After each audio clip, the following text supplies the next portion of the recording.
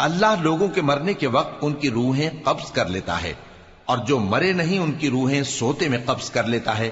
پھر جن پر موت کا حکم کر چکتا ہے ان کو روک رکھتا ہے، اور باقی روحوں کو ایک وقت مقرر تک کے لیے چھوڑ دیتا ہے۔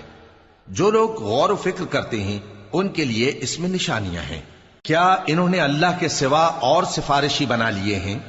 کہو کہ خواہ وہ کسی چیز کا بھی اختیار نہ رکھتے ہوں اور نہ کچھ سمجھتے ہی ہوں تب بھی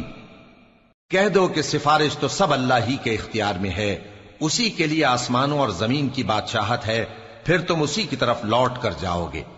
اور جب ایک اکیلے اللہ کا ذکر کیا جاتا ہے تو جو لوگ آخرت پر ایمان نہیں رکھتے ان کے دل گھٹ جاتے ہیں، اور جب اللہ کے سوا اوروں کا ذکر کیا جاتا ہے تو فوراً خوش ہو جاتے ہیں۔ کہو کہ اے اللہ، اے آسمانوں اور زمین کے پیدا کرنے والے، پوشیدہ اور ظاہر کے جاننے والے، تو ہی اپنے بندوں میں ان